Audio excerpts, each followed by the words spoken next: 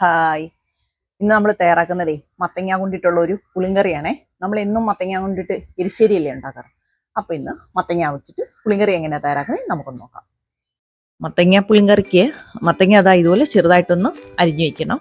പിന്നെ ഒരു തക്കാളി വേണം, 2 പച്ചമുളക് വേണം, പിന്നെ കുറച്ച് ചുമന്നുള്ളി, ഒരു ശകലം പുളിയും കൂടിയിട്ട് വേണം, നമ്മുടെ പിഴുപുളിയും കൂടിയിട്ട് വേണം. ഇനി ഒരു കുക്കറിലോട്ട് നമുക്ക് മത്തങ്ങ ഒന്ന് ഇട്ട് കൊടുക്കാം. അതിനുശേഷം പുളി പിഴിഞ്ഞ് വെച്ചിട്ടുണ്ട്, ആ വെള്ളം കൂടിയിട്ട് ചേർത്ത് കൊടുക്കാം. പിന്നീട് 1/4 സ്പൂൺ മഞ്ഞൾപ്പൊടിയും ആവശ്യത്തിനുള്ള ഉപ്പും കൂടിയിട്ട് ചേർത്ത് നമുക്ക് ഒരു വിസിൽ അടിക്കുന്ന വരെ വേവിച്ചെടുക്കാം.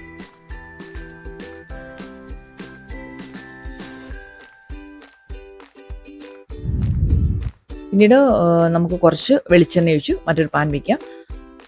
അതിലേക്ക് കടുക് ഇട്ട് കൊടുക്കാം. കടുകും പിന്നെ വറുത്താലും മതി, ഞാൻ പിന്നെ എളുപ്പപ്പണിക്ക് അങ്ങ് ചെയ്യുന്നേ ഉള്ളൂ. അതിലേക്ക് വറ്റൽമുളക്, കറിവേപ്പില,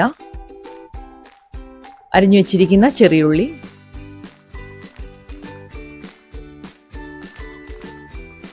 പച്ചമുളക് ഇവയെല്ലാം കൂടെ ചേർത്തിട്ട് ഒന്ന് വഴറ്റിയെടുക്കാം.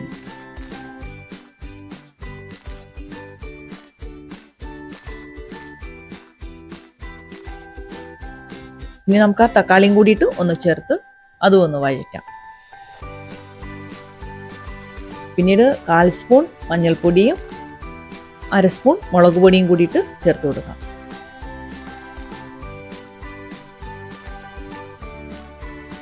പിന്നെ ഞാൻ 1 സ്പൂൺ സാമ്പാർ പൊടിയും കൂടെ ചേർക്കുന്നുണ്ടേ.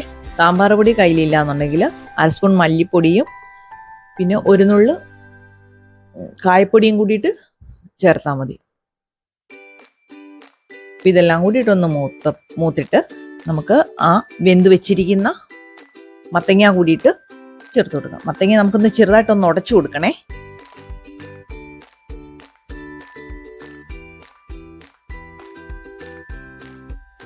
ഇത്രയൊക്കെ ഉടച്ചാൽ മതി. ഇനിയിപ്പോൾ നമുക്ക് അതും കൂടിയിട്ട് ഒന്ന് ചേർത്ത് കൊടുക്കാം. കുറച്ച് വെള്ളം കൂടിയിട്ട് വേണം, കുറച്ച് വെള്ളം കൂടിയിട്ട് നമുക്കൊന്ന് ചേർത്ത് കൊടുക്കാം.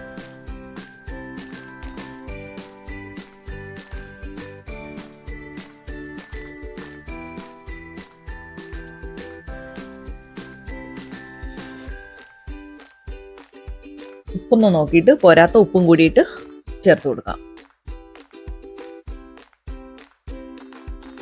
ഈ സമയത്താണ് നമ്മൾ കായപ്പൊടി ചേർക്കേണ്ടത് കേട്ടോ.